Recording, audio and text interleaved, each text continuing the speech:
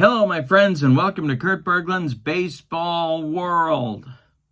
You know, I get questions from time to time about channel membership, and with channel membership, one of the things that I do is I create special reports about topics in the hobby. This video is about one of those topics. It's the first part of a three-part series on bunting that I recently, a couple months ago, started on the member side of my channel. Now, with channel membership, of course, you get access to members-only videos like these special reports. You also get discounts in my secondary store, $10 off per set, $2 off per individual team, and you get a free gift from me every month, usually more than one. So, I'm showing you this video so that you get a better understanding of what it is that goes on the member side of the channel. I hope you enjoy it, and thanks for your support of my channel. I'm putting the link to channel membership in the description of this video in case you'd like to check that out for yourself. Here we go with part one of my special report on bunting. Hello, channel members, and welcome to Kurt Berglund's Baseball World. Boy, I really got the interrogation lamp on here today. My goodness. Today, we are starting part one of a three-part special report on bunting in baseball simulations. Now, when I talk about bunting, usually the velocity with which people's heads hit the table from sheer boredom is concussion-inducing. But I'm going to try and make this as interesting as possible. This is a topic I have not dealt with in a different special report yet in any detail. And I have two goals. The first goal is to show you how different sims try and handle bunting on your tabletop. That's goal number one. And goal number two is going to be to try and draw some conclusions about bunting generally in baseball sims. Sort of the moral to the story. That's coming in part three. In this part, I'm going to be dealing with the sacrifice bunt. In part two, we're going to talk about the suicide squeeze. And then in part three, we're going to try and pull it all together and figure out what the moral to the story is. We're starting this report. This will be premiering in August. The other two will come in the month of September to kind of round out the trifecta. But if you have contributions, and I do not claim to have the stone tablets of truth when it comes to any of this information, but I'm going to try and broaden your horizons a little bit and make you a little bit more aware of what it is that you're actually doing when you call for the bunt in a baseball sim. Now, we know, of course, that the bunt is very much out of vogue in contemporary baseball, in the MLB for sure, and increasingly, but not quite as much, in Japan, in the NPB. And certainly if you watched any of the World Baseball Classic, you saw more of the bunt in international play than we see it in MLB. All right, I have 5 different sims that we're going to look at and compare with respect to the bunt, the sacrifice bunt, in this video. So let's take a look. Okay, so the first thing I need to say is, if you would like a pic of this chart, just send me an email at berglund.kurt@yahoo.com, and you can have the pic that I'm going to take of this chart. So you don't have to scramble and make notes if you don't want to. Let's look at what I've set up here. This is the Stratomatic Advanced column. So for that, that's what this chart looks like. Then second is the Stratomatic Super Advanced chart, SADV. And this is what that chart looks like. Ventura Replay is the third column. And this is what the Ventura Replay chart looks like. Next is Payoff Pitch. Payoff Pitch's chart for sacrifice bunts looks like this. It's down there. And last but not least is Pine Tar. Now, Pine Tar does not have a chart. It just got some instructions. And that is there on the back side of your tables page. Now, what are we comparing? Well, down this column, so we've got sacrifice. So this is a successful sacrifice. This is a bunt into a fielder's choice, so the runners do not advance. This is a foul ball. This is the double play, so you pop up the bunt into a double play. This row is an error check. Not every sim does this, but you get a successful bunt plus perhaps an error on the play that allows the bunter to reach base.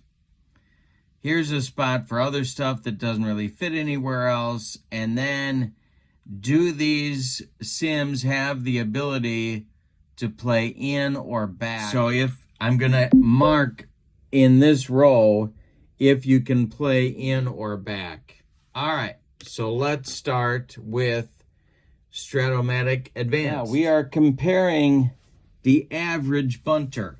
So for Stratomatic, that is a C. In fact, I believe for all of these, Replay designates the bunter with a number, but I picked number 3. So for Strat Advanced, this is a C bunter. For Strat Super Advanced, we're talking about a C bunter. For Ventura, it's a number 3. For Payoff Pitch, it's also a C. And for Pine Tar, that's kind of a separate deal, so we'll look at that separately. They don't have, well, I'll explain when we get there. All right, so we are assuming for the purpose of this video that a C bunter is an average bunter. We're going to come back to that because I've got some questions about that. But for now, a C bunter. All right. A successful C bunter successfully bunts for Stratomatic Advance 64% of the time.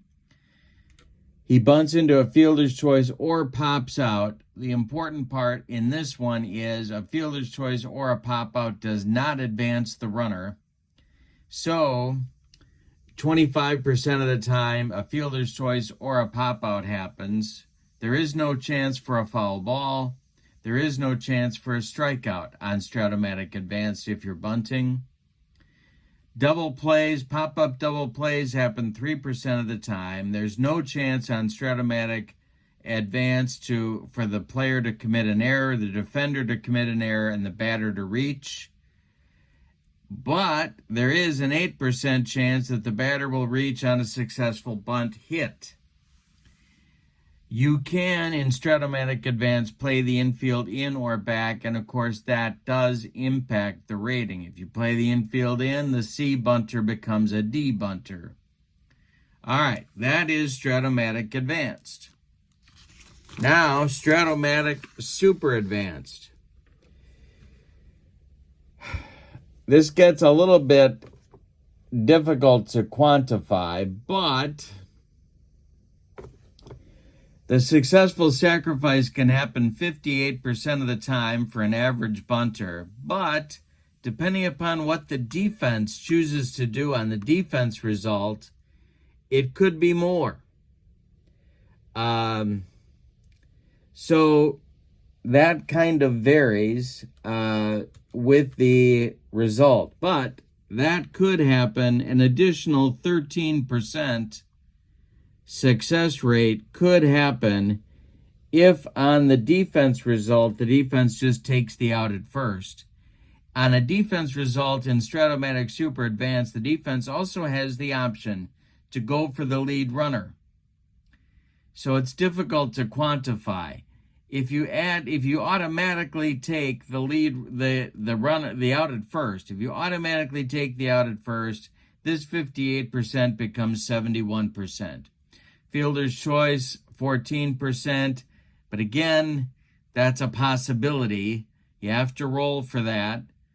Foul ball, 17%, double play, 3%, and you can still, on Stratomatic Super Advanced, play the infield in and adjust the letter rating down. All right, now we're going to look at the last three. This is Ventura replay with the infield back. A successful sacrifice 61% of the time. Fielder's choice plus the pop-out is 28% of the time. A foul ball occurs 11% of the time. A double play can only happen when you're not playing back, when you're playing in. So this is 0.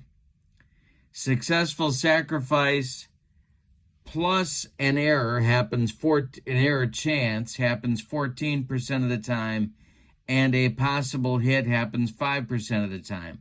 Now there's overlap, and that's why we're over 100% on this one. You can, in replay baseball, you can play the infield in. There's a separate column for that. This is the only sim that I'm aware of that does that. You keep the bunter rating, but there's separate results for in or not in on the bunt. Most sims just knock you down a full rating. Replay does not do that. All right, payoff pitch. An average C bunter, 74% of the time will be successful. Fielder's choice or a pop-out result, 11% of the time. Double play chance, 3% of the time. A chance for an error plus your sacrifice, 5% of the time. And missing the pitch altogether happens 5% of the time. Last but not least is pine tar. Now, pine tar goes by percentage. Each batter is rated for a percentage of successful sacrifices, so every success rate is different. Fielder's choice would happen on the rest of those. So, for example, let's say in pine tar, you had a pitcher at the plate and he bunted successfully 2 out of 4 times for a sacrifice. That would make his sacrifice chance of 50%. Your fielder's choice would be roughly 45%. Foul balls don't happen in pine tar. A double play happens on a doubles failure. So, for example, if we've got that pitcher again, he's got a success rate of 50%, but you roll in your 2d10s, maybe you roll a 22. Okay? It's less than 50%. That will be a success on doubles. That'll get him a base hit. But if you roll a 77 with a 50% success rate, those are doubles. That's over the 50, and that's a failure, which means he pops up into a double play. An error chance happens on about 1% of all results, and that's how pine tar does it. House rules for payoff pitch and for pine tar that I have seen can reduce the rating of the bunter. For pine tar, some people knock it down 10% if you're playing in. For payoff pitch, that could knock you down a letter grade. Other people don't mess with either and leave it as it is. So I'm putting HR for house rule in that row. All right, so what have we not talked about? Well, we haven't really defined what an average bunter is, and so we need to come back to that topic. But somewhere, if you're looking for where is your bunt most likely to be successful, for Stratomatic, you're looking at around 70%, whether you're talking about advanced or super advanced, if you add the sacrifice plus the hit chance. So in Strat Advance, you're around 72%. For Strat Super Advance, it's a little tough to call, but you're around 70%. For Ventura Replay, you're about 2/3 of the time. Well, actually, you're around 70%, because if you add 61 to 14, you get 75, plus the chance for a hit, but it's not for sure. So about 75% if the infield is back. For payoff pitch, you're at maybe 75, between 75 and 80%. And for pine tar, it's dependent upon the bunting rating of the individual player. So what have we learned by doing this? Well, I think what we see from Stratomatic Replay and payoff pitch, that if you are rated as an average bunter, your success rate is going to be somewhere between 65 and 75%. And the amount of bad things that can happen in the remaining 25 to 35% kind of varies. Double plays, seems like there's consensus that should be about 3% of the time that a bunter pops up into a double play and the runner is trapped off base. Now this is the average bunter. Want to say one other thing. If you are an as-played replay person, not replay the sim, but replay the project. If you're an as-played replay person, you're burning out when you bunt. But you can't really burn the right number of outs when you bunt if you have no idea how often the bunt was used by the manager of the team that you're replaying. So let me say that again. If you're doing a replay, you're burning outs to bunt. You're giving up an out to get a base. But you don't, your runs scored aren't going to be accurate if you're not aware of how often that manager of the team you're replaying bunted during that season.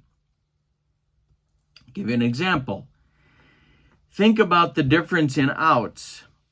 If your manager of your team, like I think I saw a stat on Craig Counsell when he was managing the Brewers, there was one year he had like 5 sacrifice bunts. Okay?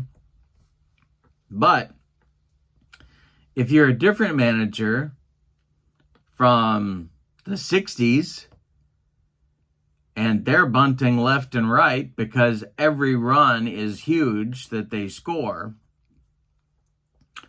they might bunt 80, 100 times or more during a season in another era. Now, if you don't know that and you're playing 2023 baseball with regard to the bunt, and you're using a team from 1912 to replay the Boston Red Sox season, you're not going to be burning enough outs. You're going to score more runs than you should in your replay. And I'm going to come back to the theme, and this is why 5 years ago, I started to create manager cards for Pine Tar, because I wanted to encourage people that didn't maybe do the research on their team as far as the team stats go for bunts, to encourage people to use the bunt or not, depending upon the era that they're in. But either way, if you bunt too little or too much and you're doing an as-played replay and you wonder why your runs are off, that could be part of the reason why, because you're not burning enough outs doing all the bunting. I hope that makes sense. I don't think I've explained it well. If I haven't, put your comments below and I can take another whack at it. So, the other thing is, what constitutes an average bunter? We don't know yet. And we're going to look at that in an upcoming video. Is bunting like an A, B, C, D, E, F bunt rating, or in the case of replay, 1, 2, 3, 4, 5? Are those bunt ratings evenly distributed? Or is it like a bell curve, where most of your bunters would actually be C bunters? And I'm going to talk about why knowing that is so important in an upcoming video as well. But our next video in this series will deal with the squeeze bunt. Some sims break out the suicide as opposed to the safety squeeze. We'll look at all that and take a look at that in our next special report. Again, if you would like a pic of this chart, just send me an email at berglund.kurt@yahoo.com and I'll get it right out to you. Please, please, please put your questions and comments in the space below.